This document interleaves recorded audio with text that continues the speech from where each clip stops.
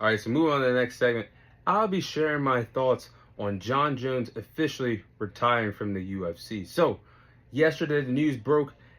Dana White, the CEO of the UFC, was at a press conference and announced at the end of during the UFC press conference following UFC Fight Night that card that took place yesterday between Khalil Roundtree and Jamal Hill, a fight that took place at the light heavyweight division. Dana White reported that Jon Jones has officially retired from the UFC. He gave Dana White and the rest of the UFC executives a call and said he is retiring, walking away from the UFC, walking away from the octagon, and his MMA career is over. That being said, Tom Aspinall, the interim heavyweight champion, has been elevated to the undisputed heavyweight champion in the UFC, with Jon Jones walking away at the age of 37 from his MMA career. So I'll be sharing my thoughts on how I feel about the Jon Jones retirement and how do I feel is he the greatest of all time. And I will also be discussing how he went about it when he had the next big thing to fight in front of him in Tom Aspinall before he could have hung it up and called it a career. But my thoughts on Jon Jones' career, ladies and gentlemen, boys and girls, whether you like him, you hate him, Jon Jones is the greatest UFC fighter of all time, greatest MMA fighter of all time. Jon Jones was all-time great. His record, he had 28 victories, 1 loss to his UFC and MMA career. He had the most title defenses in UFC history, most wins at the light heavyweight division, the GOAT of the light heavyweight division in the UFC, youngest UFC champion of all time, most championship wins in UFC history, 2-division world champion in the UFC. And he has some all-time great victories against DC, Quentin Rampage Jackson, Rashad Evans, Gain, Stipe, and several others a part of the list. I just think there's nobody that you could say that Jon Jones, there's nobody that has a better resume than Jon Jones. I think whether you want to recognize him as an all-time great, a cheater, an abuser, anything that you want to call Jon Jones, he is the greatest of all time. And I think his resume speaks for itself. And I don't think there's a debate who could be greater than Jon Jones, but I think he's the greatest UFC fighter of all time. Now, do I have a problem of how Jon Jones walked away from the UFC? To answer that question, yes. I do believe that Jon Jones went about it the wrong way. He walked away at the wrong time because Jon Jones is known for being the all-time great. He's known for going after the best challenges and fighting the best of the best, never ducking any smoke.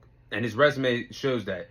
But when you have Tom Aspinall, the next big thing, the true threat to you walking away as a champion, Tom Aspinall has all the skills to give Jon Jones a run for his money in the octagon, let alone defeat him in the octagon. And he walked away. He ducked Tom Aspinall. Tom Aspinall called it. He said, "I will make Jon Jones retire without even fighting." That line speaks volumes because Jon Jones is gone now. And look at what all the all-time UFC greats have done. They have done, before they walked out, they have found some way to elevate the next big thing in the octagon. Win, lose, or draw. Look at what George St. Pierre did it. Chuck Liddell did it. Khabib did it against Dustin Poirier and Justin Gaethje. Established them as true threats at the lightweight division. Demetrius Johnson, Mighty Mouse, did it against Henry Judo. DC even did it when he fought Jon Jones in his late 30s, age 35, either 37 or 38 the second time they fought. So the sad part is Tom Aspinall truly did need this fight against Jon Jones, win, lose, or draw, to make us believe that he was the next big thing in the UFC and make us believe that he could be the next legitimate star in the company, let alone pull off a huge upset against the greatest of all time in Jon Jones. So now it's like, you think about Jon Jones and how he did it, and you just think about everything that I just said. There's been legends, icons, Hall of Famers that have either before they walked out or their final fights have tried to put someone else over in the octagon and give these fighters their big break, to make us believe they are the next big thing or the true championship contenders in their respective weight classes. And Tom Aspinall never got the chance to prove that against Jon Jones. If you lost, okay, you lost against the greatest of all time in Jon Jones. If you defeated Jon Jones, whoa, look out. This guy might be the next big thing or a Hall of Famer that we see in the UFC. But the thing is, one guy needed to fight, the other guy didn't. Jon Jones' resume was already perfectly intact, and he took the easy way out. He walked out. he ducked Tom Aspinall. His pockets were already set. He's already good financially. He felt like there was nothing else for him to accomplish being a light heavyweight champion, a heavyweight champion. He felt like this was it. He walked out on top of the world.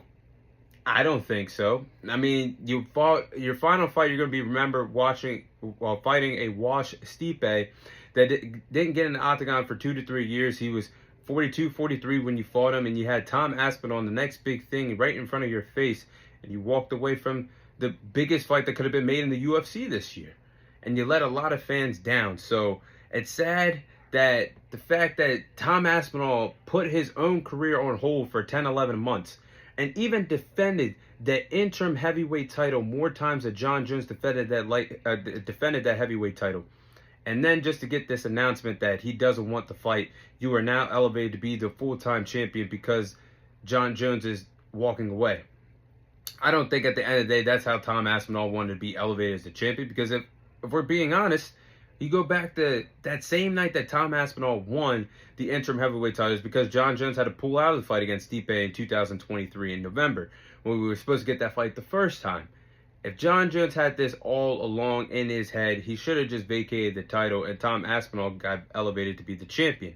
But it sucks because Dana White, you go back in December, he promised us this fight. Oh, it's 100% happening. Well, it's a 0% chance that it's happening now, 6 months later, and they pulled our strings for so long. This is probably one of the biggest what-ifs if they ever got in the octagon, because you never know what would have ever happened. Tom Aspinall has the striking skills to give Jon Jones a problem, but Jon Jones has the grappling skills to give Tom Aspinall some problems. Tom Aspinall has never been tested against a grappler and a true wrestler like Jon Jones. So these things are it's disappointing as an MMA fan because you're like, what the hell? We could have got this fight. Jon Jones could have gave us this fight alone before he walked away into the sunset. And you knew you weren't going to fight him the minute he started calling you out. And you just pulled our strings for so many months and basically put the heavyweight division on pause only to entertain only for you to falsely entertain us and thinking that you're going to get this massive payday to get in the octagon with Tom Aspinall. It never happened. But all seriousness, I think Tom Aspinall is going to have a great heavyweight championship run. He has said on social media today that he wants to be active as possible, putting the best fights on possible for fans and defending the championship as much as he can. And meanwhile, for Jon Jones, if this is the end, so be it. I call him the greatest of all time, and I acknowledge him being the greatest of all time. He is 37. He will be 38 in July. So I think he truly means it when he wants to retire. I wish him nothing but the best with his life outside the octagon. Again, cemented himself as the greatest of all time, whether you like him or you hate him. I think he's the greatest of all time. But I do have to say, this is very questionable for somebody that has always fought the best, never ducked any smoke, and is walking away from this big obstacle that was going to be in front of him in Tom Aspinall. Because whether you want to admit it or not, he could entertain a future fight with Alex Pereira or not. Dana White put his back into a corner and probably told Jon Jones, either Tom Aspinall or nothing, you're not fighting here anymore. Jon Jones is officially retired. So those are my thoughts on Jon Jones officially retiring from the UFC.